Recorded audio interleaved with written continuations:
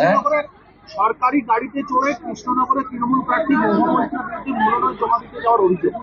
সব জায়গায় সরকারি করছে। আপনারা যারা মুখ্যমন্ত্রী 25 তারিখে নাকি মহিষাদলে আসবে, আজকে তো কিছু কাগজ কাপ টাপ পড়ে থাকবে, এগুলো ঝাঁটানোর জন্য আসবে।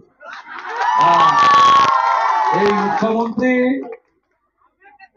আপনার 25 তারিখে যেদিন এখানে আসবেন, দেখবেন এখানকার ডিআইএসও, আমাদের যে ডিস্ট্রিক্ট ইনফরমেশন এন্ড কালচার হচ্ছে ডিআইসিও, তিনি আপনাদের মেসেজ করবেন যে মুখ্যমন্ত্রী আসছে। লোক প্রসার শিল্পীদেরকে ইন্দ্রনীল সেনের কথায় ফোন করে করে বলছে যে আপনারা তৃণমূলকে ভোট দিন, লোক প্রসার শিল্পীদেরকে।